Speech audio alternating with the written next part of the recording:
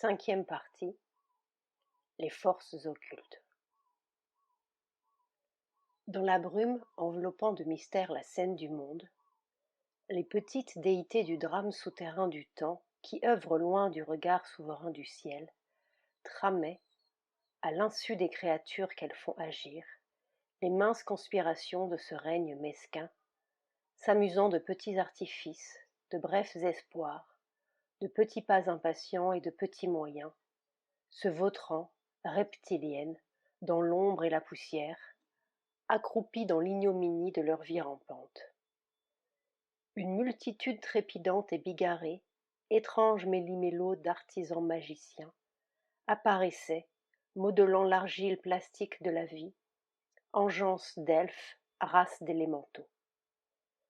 Ébahis par cette lueur inaccoutumée, comme émanant à l'ombre, s'élevèrent des lutins aux membres tors, aux faces burinées et bestiales, évocateurs de farfadets, ridés comme des gnomes ou petits comme des fées, et des génies plus beaux mais sans âme et médiocres, et des êtres déchus ayant perdu leur part de ciel, et des divinités errantes captives dans la poussière du temps. Sri Aurobindo. L'occultisme, la science des forces cachées. Dans la pensée populaire, on associe l'occultisme à la magie et aux formules magiques, et ce serait soi-disant une technique du supranaturel. Mais ceci n'est qu'un aspect des choses, et par ailleurs ce n'est pas tout à fait une superstition comme l'imaginent prétentieusement ceux qui n'ont pas étudié profondément, ou n'ont pas étudié du tout, les aspects cachés de la force secrète de la nature, ou ceux qui n'ont pas expérimenté ses possibilités. Les formules et leur application, l'utilisation mécanique des forces latentes, peuvent être étonnamment efficaces dans l'usage occulte du pouvoir mental et du pouvoir vital, de même qu'il en est dans la science physique. Mais ceci n'est qu'une méthode subordonnée et une orientation limitée. Car les forces mentales et vitales sont plastiques, subtiles et variables dans leur action. Elles n'ont pas la rigidité de la matière. Une intuition plastique et subtile est nécessaire pour les connaître, pour interpréter leur action et leur processus, et en faire l'application, et même pour interpréter ou utiliser leurs formules établies. Insister trop sur la mécanisation et sur des formules rigides risque d'amener la stérilité ou une limitation formaliste de la connaissance, et, sur le plan pratique, d'entraîner beaucoup d'erreurs, de conventions ignorantes, d'abus et d'échecs.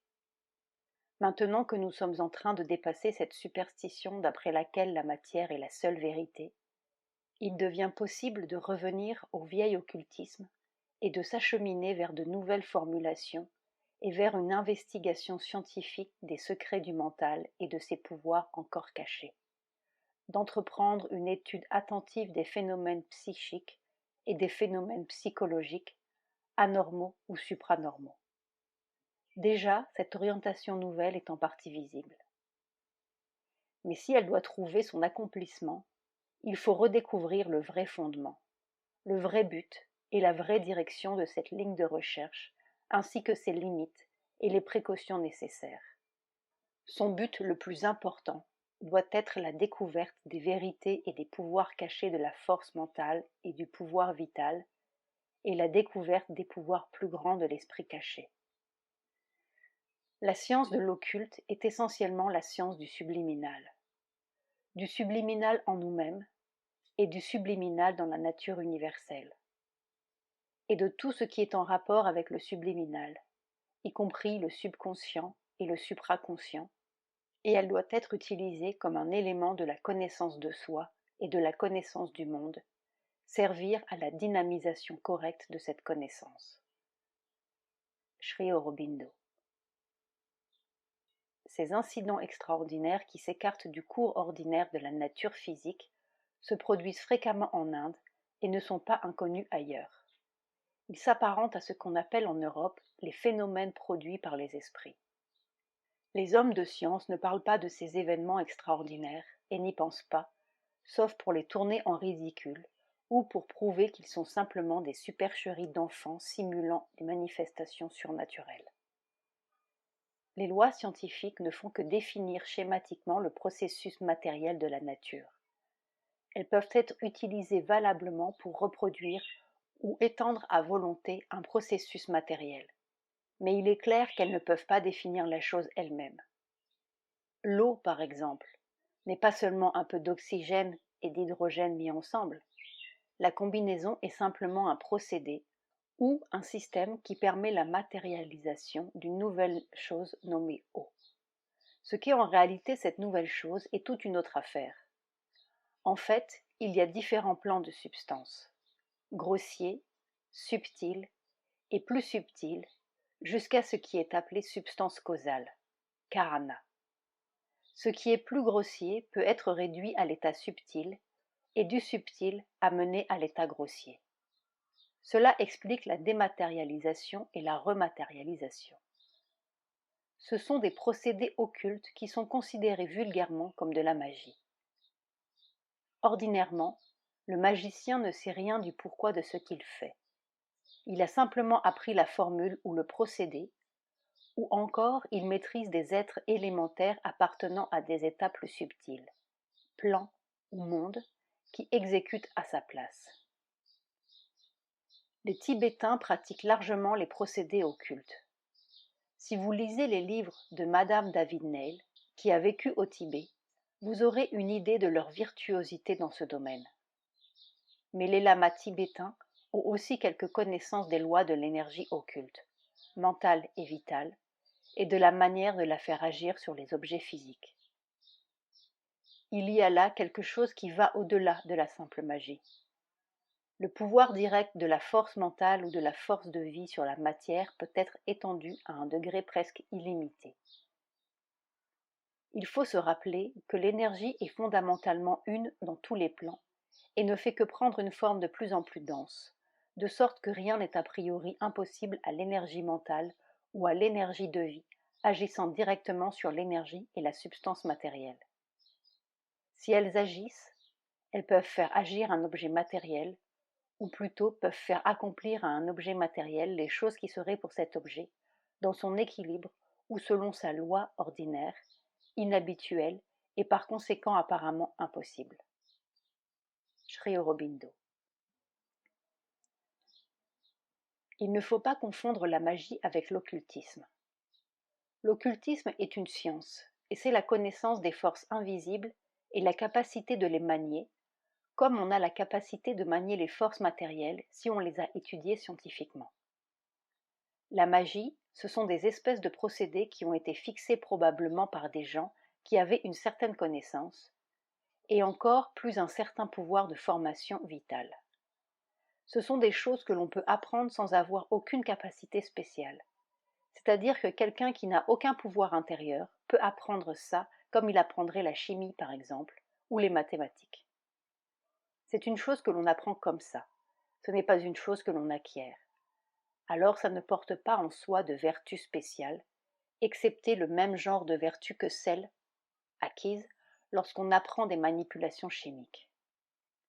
Vous pouvez reproduire ces manipulations, mais si vous êtes un être intelligent et capable, vous pouvez à l'aide de ces manipulations obtenir un résultat intéressant et utile, et en tout cas être à l'abri de tout danger. Tandis que si vous êtes un imbécile, il peut vous arriver des malheurs. C'est quelque chose de similaire. On peut, à l'aide des formules magiques, produire un certain résultat, mais ce résultat est nécessairement limité, et cela n'a pas d'intérêt spécial pour ceux qui, pour leur développement intérieur, reçoivent spontanément des pouvoirs dont ils ont une connaissance supérieure, mais pas une connaissance mécanique. Ce n'est pas pour quelqu'un qui est vraiment un yogi. Ça n'a aucun intérêt, excepté un intérêt de curiosité. Ce n'est intéressant que pour les gens qui justement ne sont pas des yogis et qui veulent avoir certains pouvoirs, qu'ils ont d'ailleurs d'une façon tout à fait limitée. C'est toujours limité. Ce que ça a de particulier, c'est que ça a une action directe sur la matière. Tandis que généralement, à part quelques rares exceptions, les gens qui ont des pouvoirs spirituels, des pouvoirs yogiques, cela agit par l'intermédiaire des forces mentales généralement, ou des forces spirituelles, ou des forces mentales, quelquefois des forces vitales, plus rarement, mais pas directement sur la matière, excepté naturellement ceux qui ont fait le yoga dans la matière, mais ceux-là, ce sont des cas exceptionnels dont on ne parle pas. Ces choses-là mettent en mouvement certaines petites entités qui sont généralement le résultat de la décomposition d'êtres humains et qui ont encore un contact suffisant avec le monde matériel pour pouvoir réagir. Mais de toute façon, si l'action est d'un ordre inférieur, le pouvoir est d'un ordre inférieur. Et c'est une chose qui est presque répugnante pour quelqu'un qui est vraiment en rapport avec les forces supérieures. Agir pour accomplir une œuvre avec les pouvoirs spontanés de la réalisation spirituelle, ça, c'est bien entendu. Mais on peut dire que tout le monde fait ça, parce que simplement, le fait de penser fait que vous agissez d'une façon invisible, et suivant la puissance de votre pensée, votre action est plus ou moins étendue. Mais se servir de petites formules magiques pour obtenir un résultat, c'est quelque chose qui n'a pas de vraie relation avec la vie spirituelle. Au point de vue spirituel, ça paraît même étonnant que ces choses-là puissent avoir toujours de l'effet, parce que pour chaque cas, le besoin est différent. Et comment le fait d'aligner certains mots et faire certains signes peut-il toujours avoir de l'effet? Ça paraît étonnant. Quand on veut agir spirituellement, et que pour une raison quelconque il est nécessaire par exemple de formuler des mots, les mots viennent spontanément et sont exactement les mots qu'il faut pour l'occasion spéciale. Mais des choses qui sont écrites d'avance et que l'on répète mécaniquement la plupart du temps, sans même savoir ce que l'on dit et pourquoi on le dit, on ne voit pas comment ça peut agir toujours. Il doit y avoir un grand flottement dans l'action. Et il y a certainement une chose, c'est que cette même formule ne doit pas avoir exactement le même effet, et qu'un facteur est indispensable pour que ça ait de l'effet. C'est la peur. La première chose, c'est une espèce de crainte, de frayeur qui est créée chez la personne contre qui est faite la magie. Et si elle n'a pas de peur, je suis presque absolument certaine que ça ne peut pas avoir d'effet, ou que ça a un effet si ridiculement petit qu'il n'est pas la peine d'en parler. Ce qui ouvre la porte à l'action de ces forces, c'est la crainte, une espèce d'appréhension, l'impression que quelque chose va arriver. Et ce sont ces vibrations de peur qui projettent hors de vous certaines forces qui donnent à ces entités-là le pouvoir d'agir. La mer. Mer. Est-ce que la science physique, par son progrès, peut s'ouvrir à l'occultisme? Elle ne l'appelle pas occultisme, c'est tout. C'est seulement une question de mots. Ils sont en train de faire des découvertes sensationnelles que ceux qui avaient la connaissance occulte savaient déjà il y a des milliers d'années. Ils ont fait un long circuit et ils arrivent à la même chose. Avec les découvertes tout à fait récentes de la médecine, de la science appliquée par exemple, ils sont en train de toucher comme cela, avec un intérêt émerveillé, des choses qui ont été connues par certains sages il y a extrêmement longtemps. Et alors, ils vous donnent cela comme des merveilles nouvelles. Mais enfin, elles sont un peu vieilles, leurs merveilles. Ils finiront par faire de l'occultisme sans savoir qu'ils en font. Parce que, au fond, dès que l'on s'approche tant soit peu de la vérité des choses, et quand on est sincère dans sa recherche, que l'on ne se contente pas seulement des apparences, que l'on veut vraiment trouver quelque chose, on s'enfonce. On s'enfonce derrière les apparences. Alors on commence à avancer vers la vérité des choses. Et à mesure que l'on s'approche de ça, eh bien, on retrouve la même connaissance que d'autres, qui ont commencé par entrer au-dedans, ont rapporté de leurs découvertes intérieures. C'est seulement la méthode et le chemin qui sont différents. Mais la chose découverte sera la même, parce qu'il n'y en a pas deux à découvrir, il n'y en a qu'une. Forcément, ce sera la même. Tout dépend du chemin que l'on suit. Les uns vont vite, les autres vont lentement. Les uns vont direct, les autres font, comme je dis, un grand circuit et combien de travail. Comme ils ont travaillé. C'est très respectable d'ailleurs. Maintenant, ils sont en train de découvrir qu'avec l'hypnotisme, ils peuvent remplacer les anesthésiques avec des résultats infiniment meilleurs. Eh bien, l'hypnotisme est une forme rendue moderne par l'expression de l'occultisme.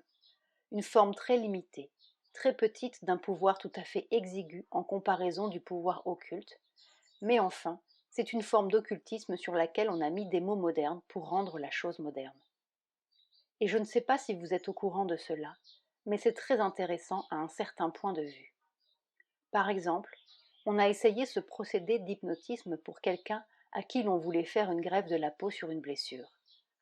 Je ne me souviens plus des détails, mais il fallait que le bras reste pendant 15 jours attaché à la jambe. Si l'on procède en vous immobilisant par du plâtre et des bandages et toutes sortes de choses, lorsque les 15 jours sont passés, vous ne pouvez plus bouger. Tout est ankylosé et il vous faut des semaines et des traitements pour pouvoir recouvrer le libre usage de votre bras.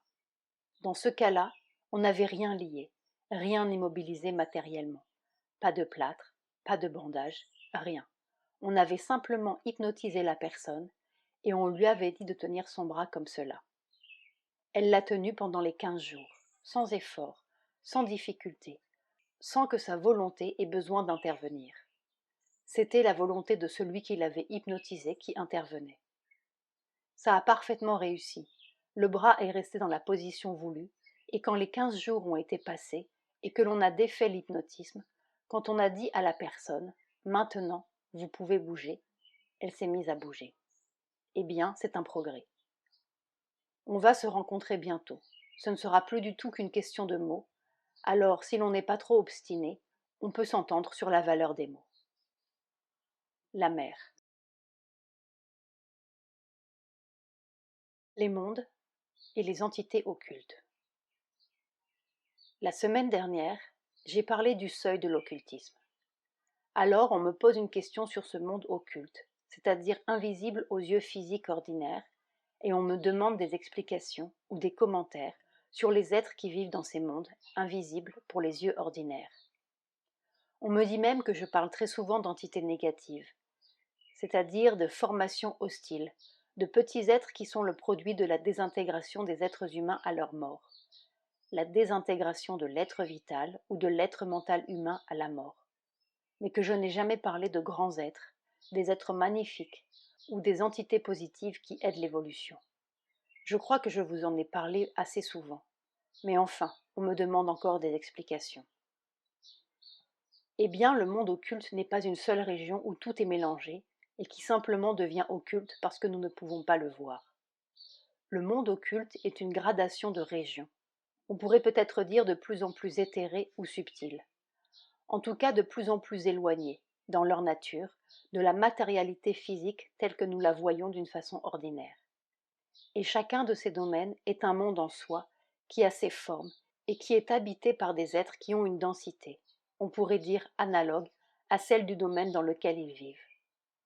De même que nous sommes dans le monde physique, de la même matérialité que le monde physique, de même dans le monde vital, dans le monde mental, dans le monde surmental et dans le monde supramental, et dans beaucoup d'autres, infiniment d'autres, il y a des êtres qui ont une forme d'une substance analogue à celle de ce monde. C'est-à-dire que si vous êtes capable d'entrer consciemment dans ce monde avec la partie de votre être qui correspond à ce domaine, vous pouvez vous y mouvoir d'une façon tout à fait objective, comme dans le monde matériel. Et alors, il y a là autant et beaucoup plus de choses à voir et à observer que dans notre pauvre petit monde matériel qui appartient seulement à une zone de cette gradation infinie.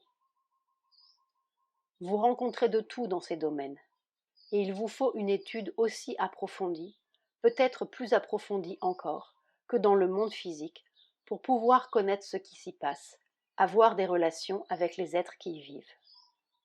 Il est évident qu'à mesure que l'on s'éloigne, si l'on peut dire, du monde matériel, les formes et les consciences de ces êtres sont d'une pureté, d'une beauté, d'une perfection très supérieure à nos formes physiques ordinaires.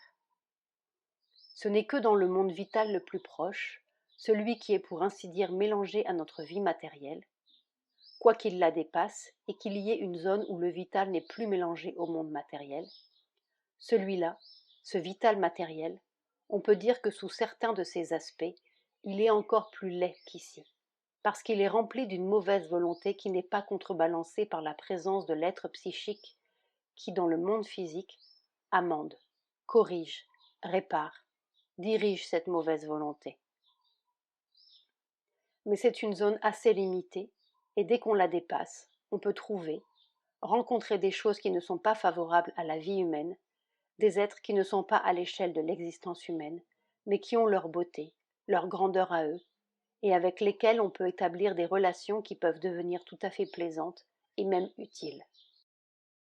Seulement, comme je vous l'ai déjà dit, il n'est pas très prudent de s'aventurer dans ces domaines sans une initiation préalable, et surtout une purification de la nature, qui fait que vous n'y entrerez pas alourdi et déformé par vos désirs, vos passions, vos égoïsmes, vos peurs, vos faiblesses. Il faut, avant d'entreprendre ces activités, toute une préparation de purification de soi, d'élargissement de la conscience qui est tout à fait indispensable. Il y a aussi dans ces mondes invisibles des régions qui sont le résultat des formations mentales humaines. On peut y trouver tout ce que l'on veut. En fait, on y trouve très souvent justement ce que l'on s'attend à y trouver. Il y a des enfers, il y a des paradis, il y a des purgatoires. Il y a de tout suivant les différentes religions et leurs conceptions. Ces choses n'ont qu'une existence très relative, mais d'une relativité analogue à celle des choses matérielles ici. C'est-à-dire que pour celui qui s'y trouve, elles sont tout à fait réelles et leurs effets sont tout à fait tangibles. Il faut une libération intérieure, un élargissement de la conscience et un rapport avec une vérité plus profonde et plus haute pour pouvoir échapper à l'illusion de leur réalité. Mais c'est à peu près quelque chose d'analogue à ce qui se passe ici.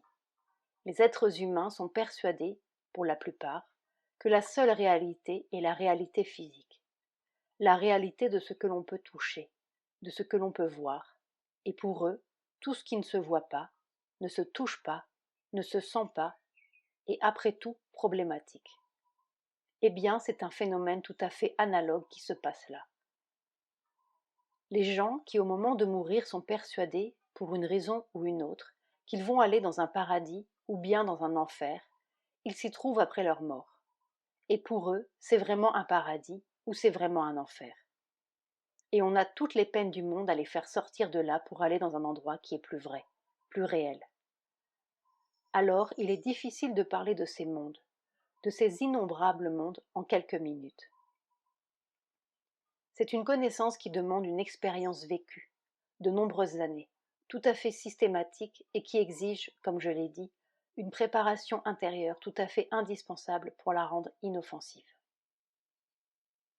Nous avons tous l'occasion d'avoir un petit contact, très partiel, très superficiel, avec ces mondes, dans nos rêves. Et rien que l'étude des rêves est déjà une chose qui exige beaucoup de temps et beaucoup de soins, et qui en elle-même peut constituer une préparation à une étude plus approfondie des mondes invisibles. La mer. N'y a-t-il pas des accidents qui sont presque inévitables? Je viens de lire un cas cité par un Américain qui avait le don de clairvoyance. Un enfant jouait sur la voie de chemin de fer. Il était en danger. Tout d'un coup, le témoin a vu une apparition à côté de l'enfant et il a poussé un soupir de soulagement pensant: l'enfant va être sauvé. Mais à son grand étonnement, l'apparition a posé sa main sur les yeux de l'enfant et l'a précipité en quelque sorte sous le train. Cet homme était très troublé. Il ne comprenait pas pourquoi un être, qu'il prenait pour un être supérieur, pouvait pousser un enfant à la mort. Certainement, cela peut être vrai, mais à moins d'avoir eu la vision soi-même, on ne peut pas l'expliquer. Il peut s'agir de deux choses absolument différentes. Peut-être, en effet, était-ce son destin, dans le sens que c'était la fin de la vie nécessaire à son être psychique. C'était une mort qui avait été prédestinée pour une raison quelconque, parce que cela peut arriver. Ou bien cela pouvait être une force adverse qui l'a prise pour un ange de lumière, car généralement les gens se trompent. Quand ils voient une apparition, ils croient toujours que c'est quelque chose de céleste. C'est céleste si l'on veut, mais cela dépend de quel ciel ça vient. C'est une étrange chose parce que, oui, le moment d'inconscience, le fléchissement de la conscience peut se produire par quelqu'un qui met la main sur les yeux. L'une des activités les plus fréquentes de ces petites entités insupportables, qui sont dans l'atmosphère physique humaine et qui s'amusent aux dépens des hommes, est de vous aveugler au point que vous cherchez quelque chose, la chose est en face de vous, et vous ne la voyez pas. C'est un phénomène qui se produit très souvent. Vous avez beau chercher, vous tournez, vous regardez dans tous les coins possibles, mais vous ne trouvez pas la chose. Puis vous abandonnez le problème, et quelque temps après, quand justement la main sur les yeux est partie, vous revenez au même endroit, et c'est justement là où vous avez cherché, tranquillement, ça n'avait pas bougé. Seulement vous étiez inconscient, vous ne voyez pas. C'est un amusement très, très fréquent de ces petites entités. Elles s'amusent aussi à enlever les choses, puis elles les remettent, mais parfois aussi elles ne les remettent pas. Elles les déplacent, enfin elles font toutes sortes de petites distractions. Elles sont insupportables. Madame Blavatsky s'en servait beaucoup, mais je ne sais pas comment elle avait réussi à les rendre si aimables, parce que généralement elles sont tout à fait désagréables. J'ai eu l'exemple, des exemples innombrables, mais justement de deux cas très frappants, de deux choses contraires, seulement ce n'étaient pas les mêmes êtres. Il y a des petits êtres comme des petites fées qui sont très gentils, très serviables, mais ils ne sont pas toujours là, ils viennent de temps en temps quand cela les amuse. Je me souviens du temps où je faisais la cuisine pour Sri Aurobindo. Je faisais aussi beaucoup d'autres choses en même temps, alors il m'arrivait souvent de laisser le lait sur le feu et d'aller faire un autre travail, ou de voir avec lui quelque chose, de discuter avec quelqu'un, et, ma foi, je ne me rendais pas toujours compte de l'heure, j'oubliais mon lait sur le feu.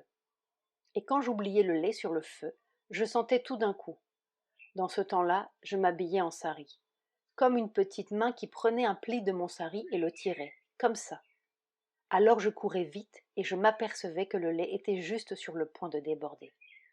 Ce n'est pas arrivé seulement une fois, mais plusieurs fois, et très précis, comme une petite main d'enfant qui s'agrippe et qui tire. L'autre histoire date du temps où Sri Aurobindo avait l'habitude de marcher de long en large dans les chambres. Il se promenait pendant plusieurs heures comme cela. C'était sa façon de méditer. Seulement il voulait savoir l'heure, alors on avait mis dans chaque chambre une pendule pour qu'il puisse à n'importe quel moment regarder et voir l'heure. Il y en avait trois comme cela. L'une était dans la chambre où je travaillais, c'était pour ainsi dire son point de départ.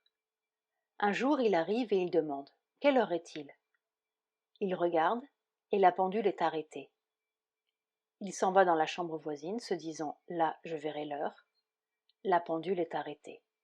Et elle est arrêtée au même moment que l'autre, n'est-ce pas, avec une différence de quelques secondes. Il continue dans l'autre chambre, la pendule est arrêtée. Il continue 3 fois comme cela. Toutes les pendules étaient arrêtées. Alors il revient dans ma chambre et il dit « Mais c'est insupportable. This is a bad joke. » Et toutes les pendules, l'une après l'autre, se sont remises à marcher. Je l'ai vu, n'est-ce pas, c'était une histoire charmante.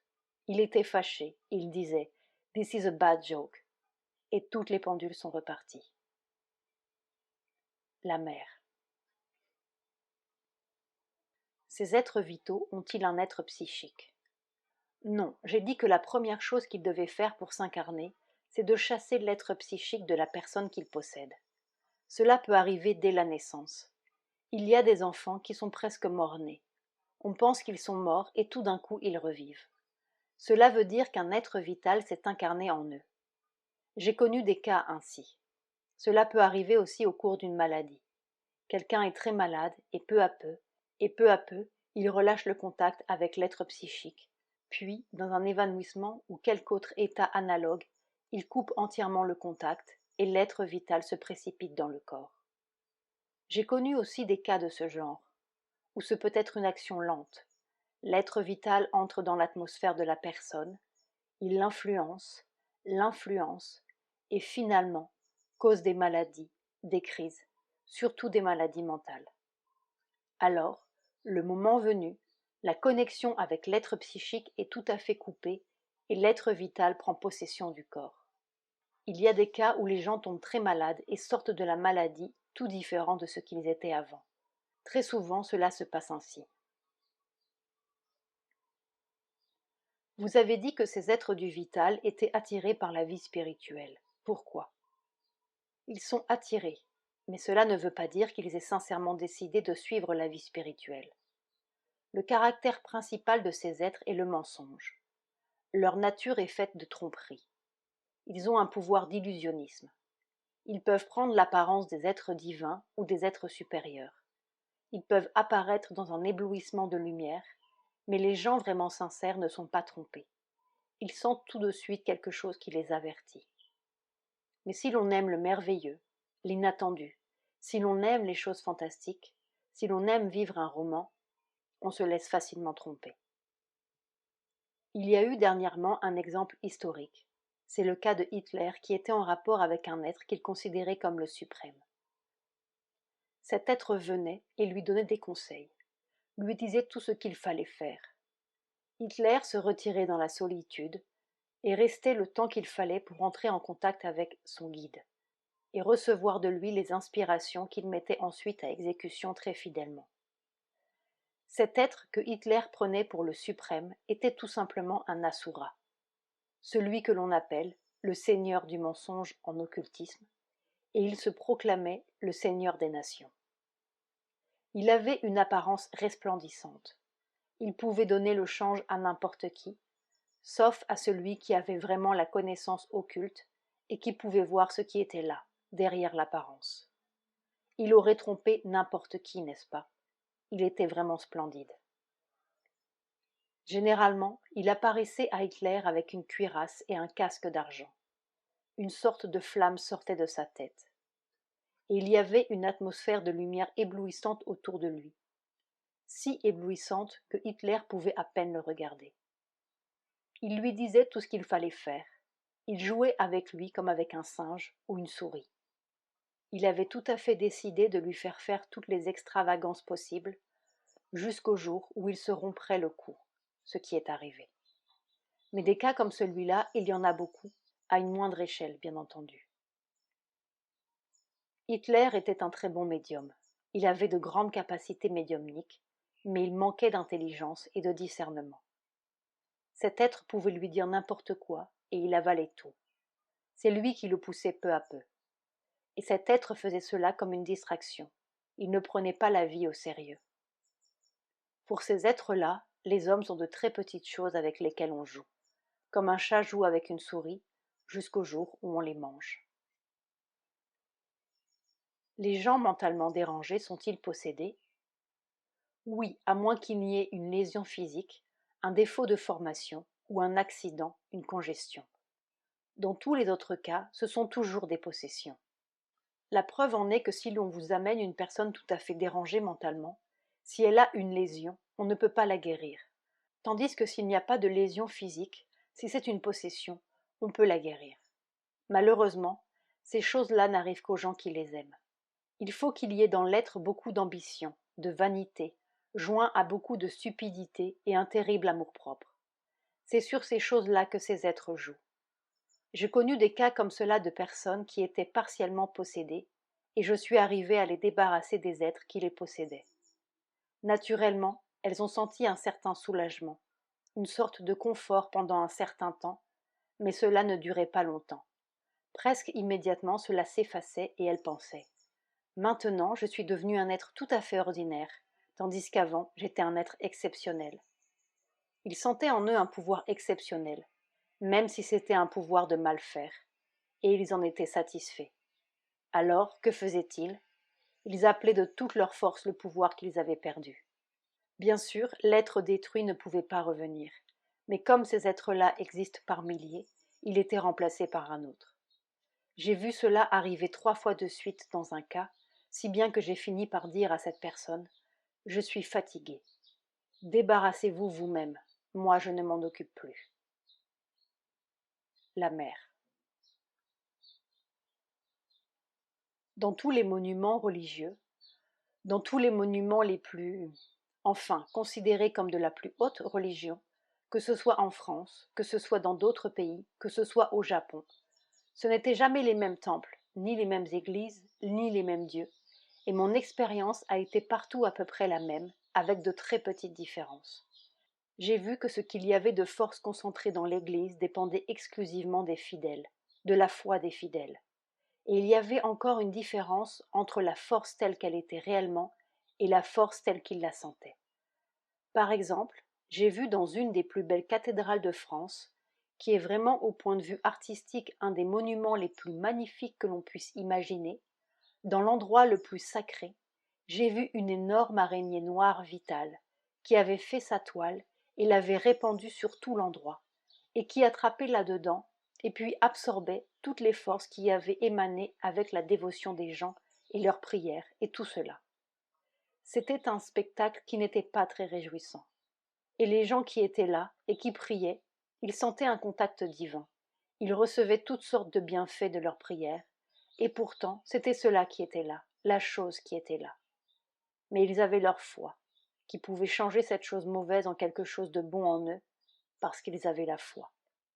Alors vraiment, si moi j'étais venu et que je leur avais dit, vous croyez que c'est Dieu que vous priez? C'est une énorme araignée vitale qui se nourrit de toutes vos forces. Cela n'aurait vraiment pas été très charitable. Et c'est comme ça la plupart du temps, presque partout. C'est une force vitale qui est là, parce que ces entités vitales se nourrissent de la vibration des émotions humaines, et qu'il y a très peu de gens, très peu, une quantité infime de gens qui vont dans les églises et dans les temples avec un vrai sentiment religieux, c'est-à-dire non pas pour prier, mendier quelque chose de Dieu, mais pour s'offrir, pour rendre grâce, pour aspirer, pour se donner. Il n'y en a pas un sur 1 million. Alors ils n'ont pas le pouvoir de changer cette atmosphère. Peut-être qu'au moment où ils sont là, ils arrivent à traverser, à percer, à aller quelque part et à toucher quelque chose de divin. Mais l'énorme masse des gens qui ne vont que par superstition, par égoïsme et par intérêt, ils vous font une atmosphère comme ça, et c'est cela que vous respirez quand vous allez dans une église ou dans un temple. Seulement, comme vous y allez avec un très bon sentiment, vous vous dites « Oh, quel endroit recueilli !» Je regrette, mais c'est comme ça. Je vous dis, j'ai volontairement fait cette expérience un peu partout. Peut-être ai-je trouvé de tout petits coins, comme une toute petite église de village quelquefois, où il y avait un petit coin très recueilli, très tranquille, très silencieux, où il y avait une aspiration. Mais c'est tellement rare. J'ai vu les belles églises de l'Italie, des endroits magnifiques. C'est plein de ces êtres du vital et plein de terreur. Je me souviens d'avoir fait une peinture dans une basilique de Venise et pendant que je travaillais, il y avait dans le confessionnal un prêtre qui recevait la confession d'une pauvre femme. Mais c'était vraiment un spectacle effrayant. Je ne sais pas comment était ce prêtre, quel était son caractère, on ne le voyait pas. N'est-ce pas, on ne les voit pas, ils sont enfermés dans une boîte et à travers un grillage, ils reçoivent la confession. Il y avait sur lui une telle puissance obscure et absorbante, et cette pauvre femme était dans un tel état de terreur effroyable que c'était vraiment pénible à voir. Et tous ces gens croient que ce sont des choses saintes. Mais c'est une trame de forces adverses vitales qui se servent de tout cela pour se nourrir. D'ailleurs, dans le monde invisible, il n'y a guère que les êtres du vital qui aiment à être adorés. Eux, comme je l'ai dit, ça leur plaît. Et puis alors, ça leur donne de l'importance. Ils se gonflent d'orgueil et ils sont très heureux. Et quand ils peuvent avoir une troupe de gens qui les adorent, ils sont tout à fait contents. Par exemple, il y a tant de ces entités que l'on appelle Kali, et à qui l'on donne d'ailleurs des apparences plus ou moins terribles.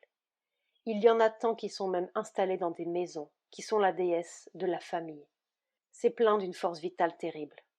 J'ai connu des gens qui avaient tellement peur de la Kali qui était chez eux, qu'ils tremblaient vraiment de faire la moindre faute, parce qu'il leur arrivait des catastrophes, et ils s'imaginaient que c'était Kali. C'est une chose effrayante, la pensée. Je les connais, ces entités-là, je les connais bien, mais ce sont des êtres du vital, des formes vitales qui sont pour ainsi dire mises en forme par la pensée humaine. Et quelle forme! Et penser que les hommes adorent des choses si terribles et si monstrueuses. À ce point de vue-là, c'est très bon que, pour un certain temps, l'humanité sorte de cette atmosphère religieuse pleine de frayeur et de cette espèce de soumission superstitieuse aveugle dont les forces adverses ont profité d'une façon monstrueuse. La période de négation, de positivisme, est à ce point de vue-là tout à fait indispensable pour libérer les hommes de la superstition. C'est seulement si l'on sort de cela et de cette abjecte soumission à des forces monstrueuses du vital que l'on peut s'élever à des hauteurs vraiment spirituelles, et là, devenir des collaborateurs et des vrais instruments pour les forces de vérité, la conscience réelle, les puissances vraies. Il faut laisser très loin tout cela avant de pouvoir monter plus haut. La mer. Il y a des êtres humains qui sont comme des vampires. Que sont-ils et pourquoi sont-ils ainsi? Ils ne sont pas humains. La forme, l'apparence seule est humaine. Ce sont des incarnations d'êtres qui proviennent d'un monde juste voisin du physique, d'êtres qui vivent sur un plan que nous appelons le monde vital. C'est le monde de tous les désirs, toutes les impulsions et toutes les passions, le monde de la violence, de l'avidité, de la ruse et de tous les genres d'ignorance. Mais tous les dynamismes aussi sont là, toutes les énergies de vie et bien des pouvoirs. Les êtres de ce monde ont de par leur nature une étrange emprise sur le monde matériel et peuvent exercer sur lui une influence sinistre. Certains d'entre eux sont constitués de fragments d'êtres humains qui persistent après la mort dans l'atmosphère vitale près du plan terrestre. Les désirs et les appétits des hommes continuent à flotter là et conservent leur forme, même après la dissolution du corps.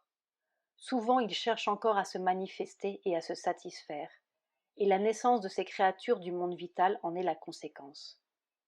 Mais ceux-là sont des êtres de peu d'importance, et il n'est pas impossible de se tirer d'affaire avec eux. Il y en a d'autres, beaucoup plus dangereux, qui n'ont jamais appartenu à une forme humaine.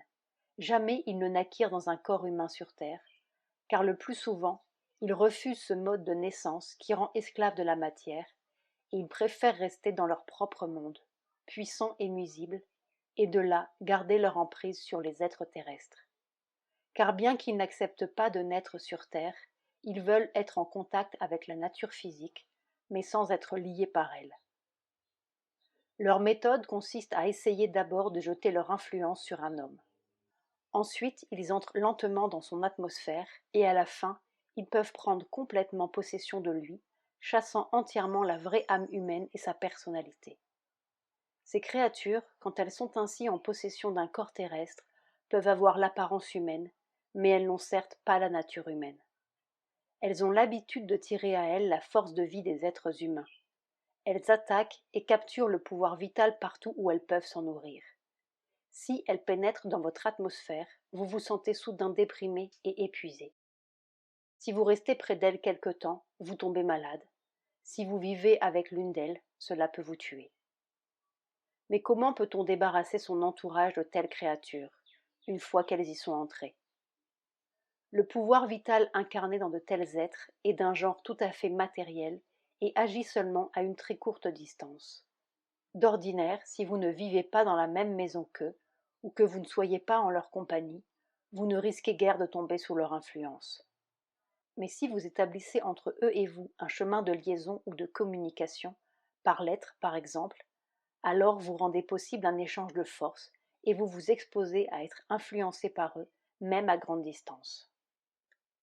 La méthode la plus sage avec ces êtres est de couper toute relation et de ne rien avoir à faire avec eux, à moins, en vérité, que vous n'ayez une grande connaissance et un fort pouvoir occulte, et que vous sachiez comment vous couvrir et vous protéger. Mais même dans ce cas, il est dangereux de les fréquenter. Espérer les convertir, comme le souhaitent certaines personnes, est une vaine illusion, car ils ne veulent pas être convertis. Ils n'ont aucune intention de permettre une transformation, et tout effort dans ce sens est inutile. Ces êtres, quand ils sont dans un corps humain, n'ont pas souvent conscience de ce qu'ils sont réellement. Quelquefois, ils ont la vague sensation qu'ils ne sont pas tout à fait humains à la manière ordinaire. Cependant, il y a des cas où ils sont conscients, et très conscients. Non seulement ils savent qu'ils n'appartiennent pas à l'humanité, mais ils savent aussi ce qu'ils sont, agissent selon cette connaissance et poursuivent délibérément leur fin. Les êtres du monde vital sont puissants par leur nature même. Quant à leur pouvoir, ils ajoutent la connaissance. Ils sont doublement dangereux. Il n'y a rien à faire avec ces créatures. On doit éviter soigneusement tout rapport avec elles, à moins qu'on ait le moyen de les écarter et de les détruire. Si vous êtes forcé par les circonstances d'entrer en contact avec l'une d'elles, prenez bien garde au charme qui se dégage d'elles. Les êtres du vital, quand ils se manifestent sur le plan physique, ont toujours un grand pouvoir hypnotique, car le centre de leur conscience est dans le monde vital et non dans le matériel. Et ils ne sont pas voilés et rapetissent par la conscience matérielle comme le sont les êtres humains. La mer. Magie, miracle et planchette. En occultisme, il y a le mouvement en retour. Vous envoyez une mauvaise pensée, elle revient contre vous, comme une attaque. C'est justement l'une des raisons pour lesquelles il faut avoir le contrôle complet de ses sentiments, de ses sensations, de ses pensées, parce que si vous vous mettez en colère contre quelqu'un, ou si vous pensez du mal de lui, ou si encore plus vous lui voulez du mal, eh bien, dans votre rêve même, vous voyez arriver cette personne avec une extrême violence qui vient pour vous attaquer. Alors, si vous êtes ignorant, vous dites eh bien, j'avais raison d'avoir de mauvaises pensées contre lui. Mais en fait, ce n'est pas du tout cela. C'est votre propre pensée qui vous revient.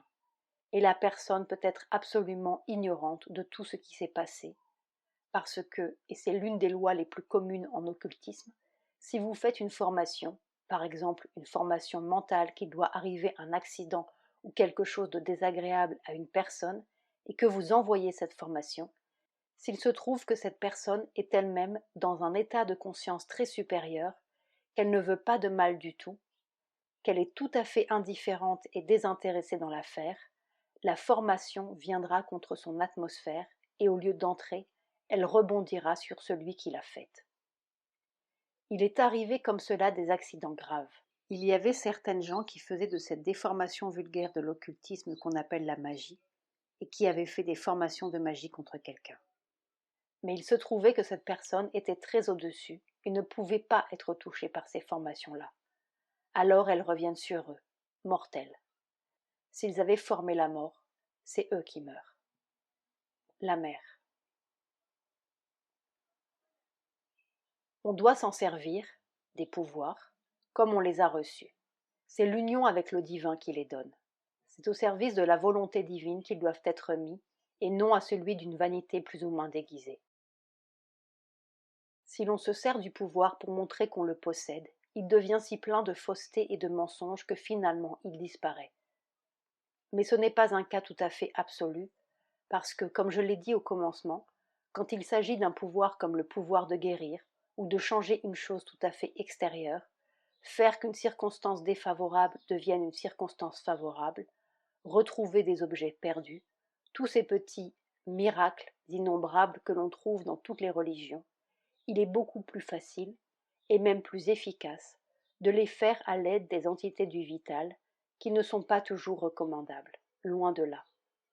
Alors, dans ce cas, ces êtres-là s'amusent de vous. Cela commence très bien, très brillamment, et cela finit généralement très mal. La mère. L'ambition a été la perte de bien des yogis. On raconte l'histoire d'un yogi qui avait acquis des pouvoirs merveilleux. Un jour, il fut invité par un de ses disciples à un grand festin. Le repas était servi sur une longue table basse. Les disciples insistèrent auprès de leur maître pour qu'il leur fasse voir son pouvoir d'une façon quelconque. Il savait que cela ne devait pas se faire, mais la graine de l'ambition n'était pas entièrement extirpée de sa conscience, et il pensa après tout, la chose est bien innocente. Elle leur donnera une preuve que de semblables faits sont possibles, et augmentera leur respect pour la grandeur de Dieu. Ainsi, il dit aux disciples enlevez la table sans toucher à la nappe ni à ce qui se trouve dessus. Les disciples protestèrent. Mais c'est impossible, tout va tomber. Faites, insista le maître. La table fut retirée, et le miracle se produisit. La nappe resta suspendue en l'air, portant toute la vaisselle du dîner, comme si la table la soutenait encore. Les disciples s'émerveillaient, mais soudain le maître se dressa et s'enfuit de la salle du festin en criant « plus jamais je n'aurai de disciples. Malheur à moi, j'ai trahi mon Dieu. » La mère. Entretien du 14 avril 1929. C'est une tentation que tout instructeur rencontre à chaque pas, pour une raison très simple. C'est que l'humanité ordinaire, d'une façon générale, n'étant pas en rapport personnel avec les puissances divines, ne comprend rien à ce que peut être une conscience illuminée et demande des preuves matérielles. C'est sur cette volonté que la plupart des religions se sont établies, et pour des raisons que je peux très franchement appeler politiques, ils ont mis à l'origine de leur religion un nombre plus ou moins considérable de miracles qui auraient été faits par les fondateurs, et ils ont ainsi, plus ou moins grossièrement, encouragé chez les gens ignorants le goût, la nécessité de voir ce qu'ils appellent des miracles pour croire à la puissance divine de quelqu'un. C'est d'une extraordinaire ignorance. parce qu'il n'est pas du tout nécessaire d'avoir une puissance ou une conscience divine pour faire des miracles. Il est infiniment plus facile de faire des miracles à l'aide de petites entités du monde vital qui sont assez matérielles pour être en contact avec le monde physique et agir sur lui, que de vivre dans la conscience des régions supérieures et d'agir sur la nature seulement par l'intermédiaire de tous les autres domaines. On a rabâché à toutes les intelligences humaines que la preuve qu'un être est divin, c'est qu'il peut ressusciter les morts, guérir les malades, et beaucoup d'autres choses du même genre, sauf rendre intelligent un sot. Commentaire de la mère, c'est une histoire musulmane, je crois. Comme on racontait que Jésus avait ressuscité des morts, guéri des malades, fait parler des muets, donné la vue aux aveugles, on lui amena un jour un sot pour qu'il le rende intelligent. Et Jésus s'est enfui. Pourquoi vous êtes-vous enfui lui demanda-t-on. Je peux tout faire, répondit-il, sauf donner l'intelligence à un sot. Eh bien moi, je garantis que ce n'est pas une preuve. Cela ne prouve qu'une chose, que ces maîtres sont en relation avec des puissances du monde vital et qu'à l'aide de ces miracles-là, ils peuvent faire ces miracles-là et rien d'autre. La mère. Douce mère, quelle sorte de force peut-on appeler par la planchette et comment fait-on? Oh, tu veux dire l'écriture automatique? Oui, mère. Cela dépend des gens qui le font. Quelquefois, il n'y a pas de force du tout. Ce sont les vibrations mentales et vitales des gens qui font marcher la planchette, et ce sont leurs idées subconscientes qui le font venir 98 fois sur 100. Plus tard, la mère a ajouté la remarque suivante. Je dis 90% parce qu'il y a des exceptions. J'en connais, mais elles sont si rares qu'il vaut mieux n'en pas parler. S'ils sont en rapport avec des entités invisibles, ce peut être toutes sortes de choses, mais rien de très recommandable. D'une façon presque absolue, on peut dire que ce n'est pas ce que les gens pensent, en ce sens que le plus souvent ils essayent d'évoquer ce qu'ils appellent l'esprit d'un mort, un membre de leur famille ou un ami, ou enfin quelqu'un qu'ils aimaient et avec qui ils veulent rester en rapport.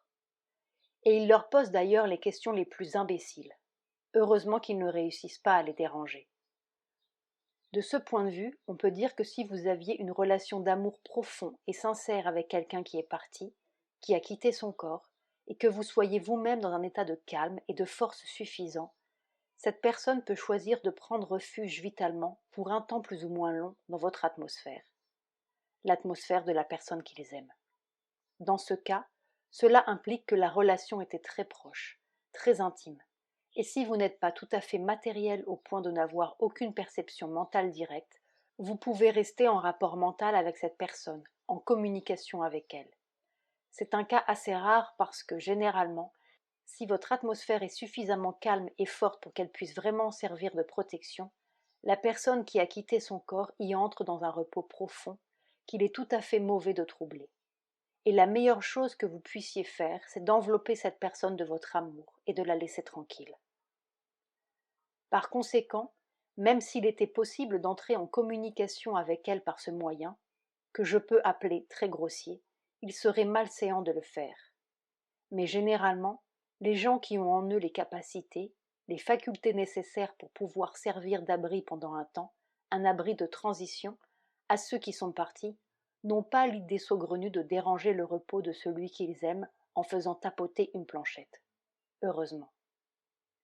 Mais ceux qui se livrent à cet exercice, qui est un exercice de curiosité malséante, ils ont ce qu'ils méritent, c'est-à-dire que l'atmosphère dans laquelle nous vivons est remplie d'une quantité de petites entités vitales qui sont le produit de désirs inassouvis, de mouvements vitaux d'un ordre tout à fait inférieur, aussi de décomposition d'êtres du vital plus important. Enfin, cela grouille, n'est-ce pas? C'est certainement une protection qui fait que la majorité des gens ne voient pas ce qui se passe dans cette atmosphère vitale, parce que ce n'est pas extrêmement plaisant. Mais s'ils ont l'outrecuidance de vouloir entrer en rapport avec elle et qu'ils se mettent à vouloir faire de l'écriture automatique ou tourner des tables ou, enfin n'importe quoi de ce genre, par une curiosité malsaine, eh bien, ce qui arrive, c'est qu'une ou plusieurs de ces petites entités s'amusent à leurs dépens et ramassent dans leur subconscient mental toutes les indications nécessaires, puis leur fournissent ça comme des preuves évidentes qu'elles sont la personne qu'ils ont appelée. Ça, je pourrais vous écrire un livre avec tous les exemples que j'ai eus de ces histoires, parce que les gens sont très fiers quand ils font des choses comme cela, et ils écrivent tout de suite en donnant des preuves de la véracité de l'expérience, qui sont tellement saugrenues qu'elles devraient suffire à leur montrer que quelqu'un s'est moqué d'eux. J'ai eu encore un exemple tout dernièrement de quelqu'un, une personne, qui s'est imaginé être entré en rapport avec Sri Aurobindo qui lui avait fait des révélations sensationnelles. C'était d'un comique achevé. Mais en tout cas, d'une façon générale, le plus souvent, ce sont vos propres forces, vos forces mentales, vos forces vitales, subconscientes, que vous mettez dans la planchette et vous vous faites à vous-même des révélations sensationnelles. On peut faire beaucoup de choses comme cela. Il y avait un temps où, justement, je voulais prouver aux gens que ce qu'ils évoquaient n'était pas autre chose qu'eux-mêmes. Alors je me suis amusée, simplement par une concentration de volonté, à donner des coups dans les meubles, à faire marcher des tables, et enfin. Quant à l'écriture automatique, vous n'avez qu'à reculer votre volonté consciente au-dedans de vous, laisser votre main, n'est-ce pas, comme cela, et puis laisser faire, et alors la main se mettra à faire des mouvements. Puis il y a un petit coin qui est intéressé et qui voudrait que ces mouvements aient un sens, et ce petit coin fait appel à un subconscient mental qui se met à faire des révélations sensationnelles. Enfin, c'est un attrape-nigo toute cette affaire. À moins qu'on ne le fasse scientifiquement, mais alors scientifiquement, on s'aperçoit que ça ne mène à rien du tout, qu'à passer votre temps d'une façon que vous croyez intéressante. Il y a des cas où ce sont vraiment des entités vitales qui s'emparent de vous, et là, c'est dangereux. Mais heureusement, ces cas ne sont pas très fréquents. Alors cela devient très dangereux. Il y a fort longtemps, quand j'étais en France, j'ai eu l'exemple d'un homme qui, par des pratiques de ce genre, s'était mis en rapport avec une entité vitale. Il se trouve que cet homme était un joueur et qu'il passait son temps à faire des spéculations et à jouer à la roulette. Il passait une partie de l'année à Monte-Carlo, il y jouait à la roulette, et l'autre partie, il habitait dans le sud de la France, et il faisait des spéculations à la bourse. Et alors, il y avait véritablement quelqu'un qui se servait, c'était de l'écriture automatique, qui se servait de lui, et qui pendant des années lui donnait des indications absolument précises, exactes. Quand il jouait à la roulette, il lui disait mettez sur ce chiffre ou mettez sur cet endroit, et il gagnait. Naturellement, il était en adoration devant cet esprit, qui lui faisait des révélations si sensationnelles. Et à la bourse, il lui disait aussi jouez là-dessus ou jouez là-dessus, et il lui donnait toutes les indications. Cet homme était devenu colossalement riche. Il se vantait à tous ses amis de la méthode par laquelle il s'était enrichi. Quelqu'un l'a mis en garde, lui a dit faites attention, ça n'a pas l'air très honnête. Vous devriez vous méfier de cet esprit. Il s'est brouillé avec cette personne. Quelques jours après, il était à Monte-Carlo. Et il jouait toujours gros jeu, n'est-ce pas, puisque forcément, il gagnait toujours. Il faisait sauter la banque. On le craignait beaucoup. Alors l'esprit lui a dit mets tout ce que tu as là-dessus. Il l'a fait, et d'un seul coup, il a tout perdu. Et puis, il lui restait encore l'argent de ses spéculations boursières. Il s'est dit c'est une malchance. Il a reçu aussi une indication très précise. Faites comme ça, comme d'habitude. Et il l'a fait. Tout nettoyer. Et pour finir, l'esprit lui a dit il faut bien s'amuser. Maintenant, tu vas te suicider. Tire-toi un coup de feu dans la tête. Et il était tellement soumis qu'il l'a fait. Voilà la fin de l'histoire.